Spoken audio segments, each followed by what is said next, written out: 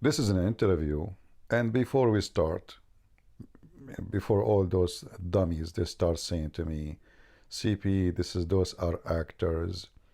They are not reals. I mean, people are so silly and so low IQ. I don't want to say more. We know, we know they are not real. We know that this guy is not a Hamas real. So please, leave. Low IQ people, I don't know what to do with you. So this is supposedly an interview, present really reality in the media today. And this is the BBC. Now why they choose the BBC? Because the BBC is the baby dogs, is the baby hypocrite, is the baby everything not right. In case you do not know, BBC was always paid by Saudi Arabia. In fact, Al Jazeera TV, which you know very much, opened immediately when Saudi Arabia one day get upset after an interview with someone who opposed the royal family. And then the government of the BBC, which is England, they said to the employees, well, you know what? The Saudi are not paying us. We will not pay you. Find a job. Then all the employees of the BBC been hired immediately with a very good salary from Al Jazeera TV, which is a terrorist organization. And this is how Hamas and Al Qaeda and ISIS, they go inside your system. Sky News is owned by Emirat. BBC paid by Saudi Arabia. I mean, when you hear BBC, when you hear Sky News, I mean, what you think? You think this is a Western media. And the list goes on. Stanford University, I mean, you name it, you name it. However, going back to this video, and again, before we start, please, the silly ones who want to say to me, those are not real Hamas. We know. Do you know the video, the stupid guy who make a video one day? It's called, he was saying, leave Britney alone. She is a human. You look like them when you post those comments. So this is present reality in the filthy media today, which is sponsored by Muslims massively, if it's not totally owned. You know, the first job I did when I was a student, as a student, it was to correct a newspaper in Arabic.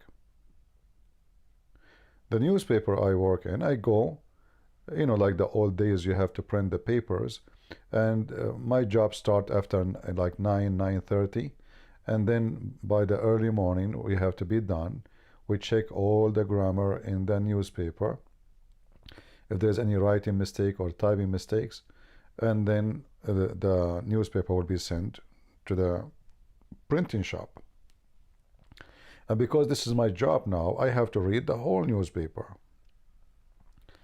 Every day or every other day, they have an article against Al-Qaddafi. You know Al-Qaddafi, the ex-president of Libya. By the way, he's a peacemaker. I mean, come on. He's like Hamas too. So they write articles against him. He is evil, he is dictator, he is bad, he is a scumbag. He is trying to replace Allah by his book. It's called the Green Book, you name it. Then one day, suddenly I start reading articles, again doing my job, that Al-Qaddafi is an amazing person. He made Libya into a green land. He even make a river in the desert. So I went to the editor, supposedly he's the boss, and I said, well, what happened just last week? We were writing articles the opposite. He said, don't tell anyone. We receive a check from the Libyan embassy, big one. This is how the media function today. Even when they bash somebody, They bash him until he throw them a bone. It's a dog's business. Now, let us watch this video. I apologize for making you wait for long. Maybe some of you saw it already, but it presents really reality of the world today. How your media is not a media, is not journalism, is vandalism of the truth. Listen. Good evening from London. 39 days after Hamas freedom fighters peacefully attacked Israel, we have now an exclusive interview with its leader, Yahya Sinwar. Yes, good evening, Rachel.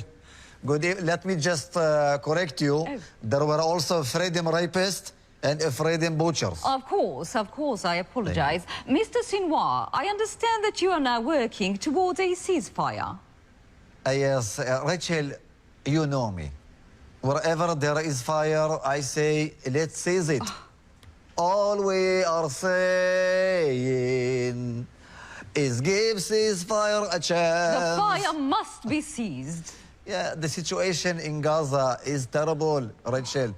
All innocent civilians are running out of town, so we are left without protection.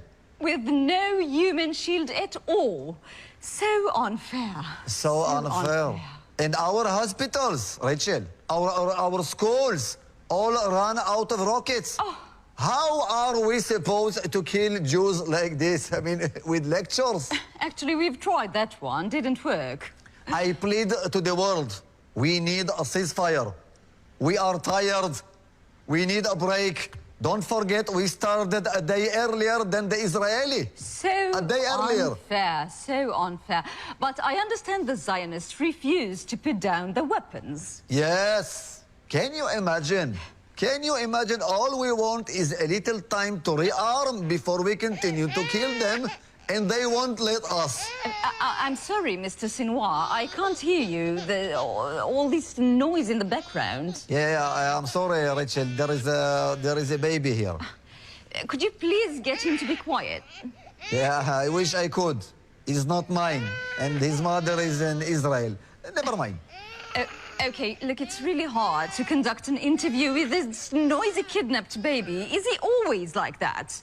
Oh, at night, it's even worse, Rachel. Every time we fire a rocket, he wakes up. Oh, no. I didn't have one good night sleep in a month. Wait, are you telling me that there is an Israeli baby that's torturing you by sleep deprivation? Yes! Occupying your house? Yes! So unfair, so unfair. And the world does absolutely nothing about it.